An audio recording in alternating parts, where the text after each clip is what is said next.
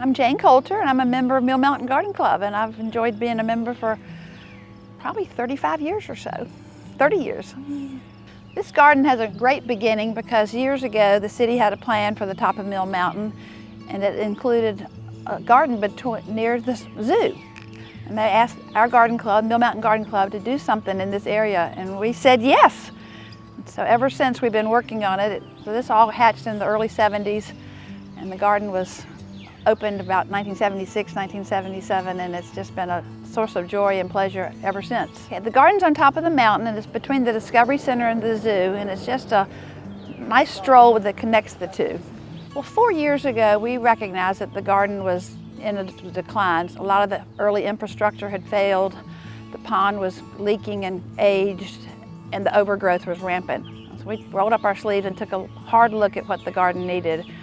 And today's the result of all that inspiration and hard work, and we're so thrilled to restore it to what it once was and to establish it for the next 50 years, so it'll be a continued gift to the community. Well, the garden has had wildflowers for 50 years, and some like mayapple and trillium, they just keep returning and showing off their beauty. But we've added a whole lot of bellwort, Virginia bluebells, twin leaf, moray mayapple, and columbine. These are some of the ones that you'll recognize. And wildflowers have their seasons, so some are in May, some are in April, some in June. We've got larkspur that'll be blooming in the fall. So the next step of our discernment was to find the right person to make the garden what it could be and to get the job done. And we found that in Art Garst. He has just been the genius behind all the effort here and all the work, and he has really launched the garden and set the garden for the future. The garden is what it is today because of Art's genius and his eye. Every artist has a canvas, and this garden is Art's canvas. My name is Art Garst. I'm from Asheville, North Carolina, and I have a garden business there. And the Mill Mountain Garden Club contacted me to renovate this garden up here on top of the mountain.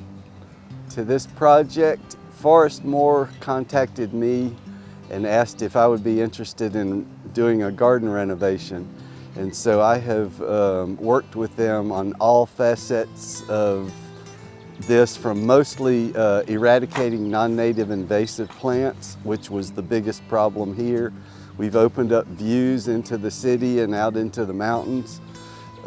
We've taken away about 12 tandem loads of bush honeysuckle and taken out a lot of Arometallicum and other non-native invasives. And then we've brought in about 600 or 700 new native plants to create a sanctuary for native plants up here on top of the mountain. I was not really involved in the campaign. That happened, it started about 4 years ago.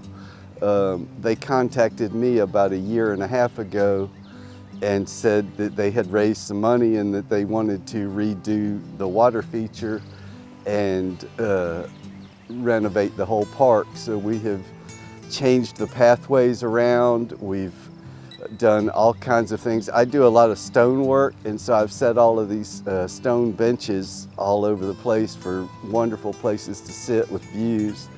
And we have created an ADA compliant walkway from the entrance to the zoo. So anyone can walk up there. There are benches and rest areas along the way to comply with ADA regulations. What was added? We added 600 or 700 plants. We've added all of these stone benches. We've taken the existing wooden benches and moved them to new locations. We moved the sign and the kiosk. Then we've reworked all of the pathways. We've added a new pathway to have an overlook into the city of Roanoke, which is a great place to sit and hang out. I added a log jump in the shape of a star, and the kids love to bounce around on these logs over here, so it's a lot of fun. There's a fairy garden that we created around a stump, and I built an Appalachian fairy tea house down in the middle of it. So I'm hoping that the fairies will enjoy that place too. Art Garst is rock stone, and that's just me. I have no employees. I've done pretty much all of this myself. I have about 500 hours invested in working on this mountain now, and I don't know what to tell you about that. The great thing about this park is that it is a partnership between the Mill Mountain Garden Club and the City of Roanoke Parks and Rec Department. And together they manage this garden.